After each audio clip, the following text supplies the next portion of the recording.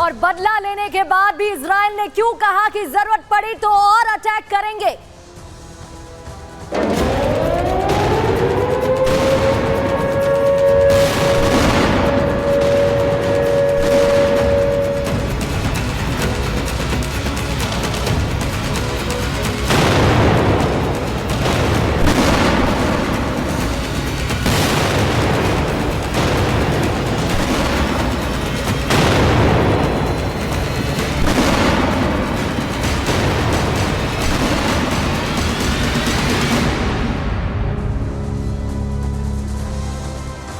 तो पिछले साल 7 अक्टूबर को इजराइल और हमास जंग की शुरुआत हुई थी, याद होगा आपको। लेकिन आग अभी भी नहीं थमी है। इस जंग की आंच यमन तक पहुंच गई है।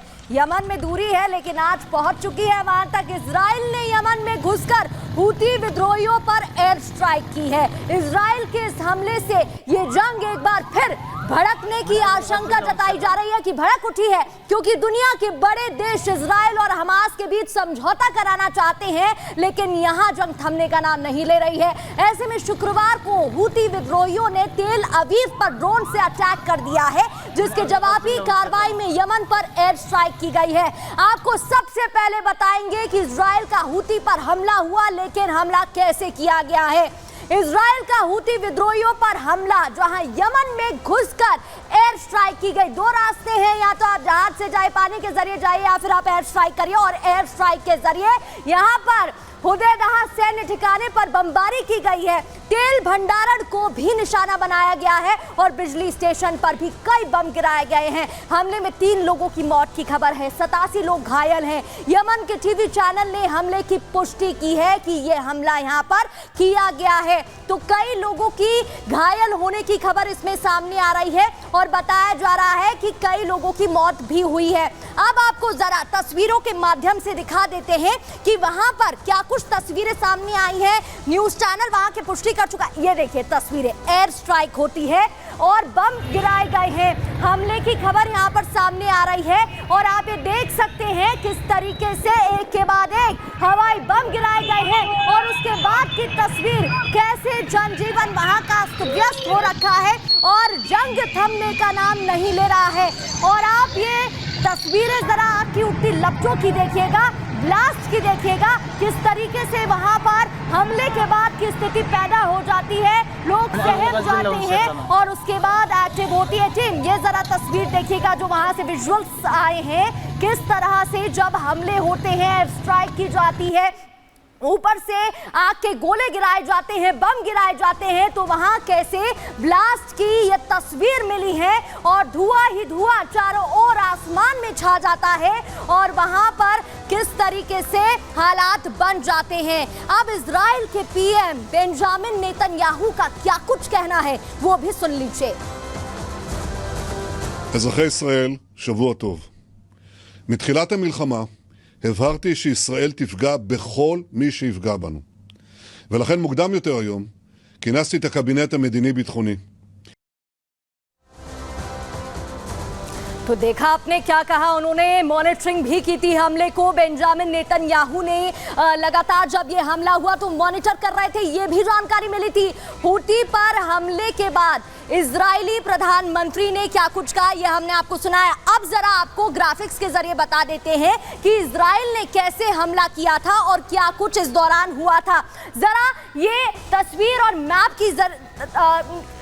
के जरिए समझने की कोशिश करिएगा कि ये इजराइल है। आप यहाँ पे समझ सकते हैं, बीच में ये वही पाथ है जहाँ पर व्यापार होता है। ये इजराइल है आपका, ये यमन है। दूरी बहुत है, यहाँ दूरी 1700 किलोमीटर की है, तो आप समझ सकते हैं कि दूरी बहुत है। यहाँ पर इजराइल आपका इस जगह पर है और नीचे आपका यमन है, जहाँ हुदैदा पर अटैक किया गया है। ये वही रीजन है जहाँ पर एयर स्ट्राइक हुई है। तो अब जैसा कि मैं आपको बता रही थी, 2 रास्ते हैं, या तो आप नीचे यहाँ पर जहाज से जाइए या फिर आप हवाई यानी कि एयर स्ट्राइक कर सकते हैं, जो यहाँ रास्ता अपनाया गया है और एयर स्ट्राइक की गई है। तो एयर स्ट्राइक हुई है, दूरी यहाँ पर 1700 किलोमीटर की है और इजराइल ने यमन पर जो हुदैदा रीजन बताया जा रहा है वहां पर हमला किया है, बम छोड़े हैं, स्ट्राइक की गई है।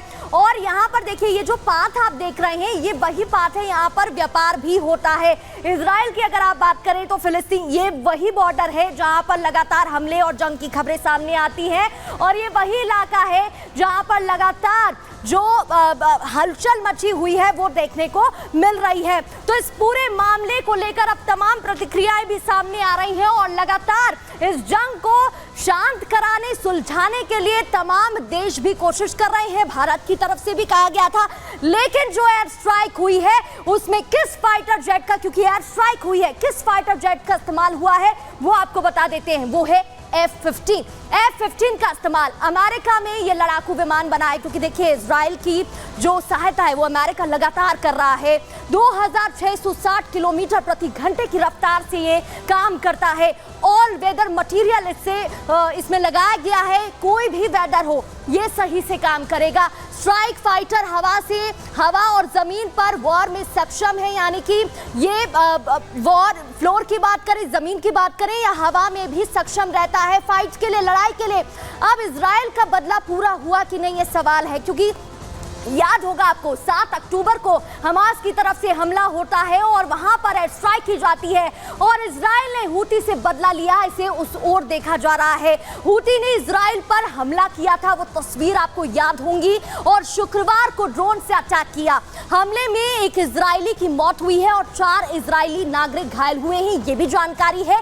अब तक 200 बार हमला कर चुकी है हूती। इजराइल ने हूती पर जवाबी कार्रवाई की है और इजराइल की तरफ से ये बदला लिया गया है, कहा जा रहा है। बोला ये भी गया है कि अगर जरूरत पड़ी तो फिर से हमला करेंगे, हम रुकेंगे नहीं। और आप देखते होंगे इजराइल की जो टेंडेंसी है, मोडस ऑपरेंडी है, वो यही है कि जब वो डिस्ट्रॉय करने पर आता है तो इसी तरीके से काम करता है। अब हूती क्या करेगा, क्योंकि हूती भी चुप बैठने वालों में से नहीं है, तभी तो ये जंग इतना लंबा समय हो गया चल रही है। इजराइल के हमले से हूती भड़केगा और ईरान की मदद, ईरान जो आप मैप देख रहे थे जस्ट ऊपर, वहां मदद ले सकता है और फिर उसकी मदद से हमला कर सकता है। हूती विद्रोहियों को हथियार दे रहा है ईरान, ये भी जानकारी है कि ईरान हथियार सप्लाई करता है जिससे उसको मदद मिलती है। इजराइल पर हमले के लिए हथियार दिए जा रहे हैं। ईरान ने हूती पर हमले की निंदा की। इजराइल ने ईरान को चेतावनी भी दी थी, क्योंकि जो ये खबरें मिल रही थी कि जिस तरीके से मदद हो रही है, आदान प्रदान हो रहा है, सप्लाई हो रही है हथियार, उसको लेकर कहा था। इजराइल के हमले पर हूती विद्रोहियों का जवाब भी सामने आया। क्या कहा सुनिए। عدوانا غاشما على محافظة الحديدة، حيث استهدف بعدة غارات محطة الكهرباء التي تغذي مدينة الحديدة الساحلية। तो ये क्या कुछ कहा गया वो हम आपको सुनवा रहे थे, जहां कहा गया है कि संकोच नहीं करेंगे, अगर यहां पर बदला लेने की जरूरत हुई तो लिया जाएगा।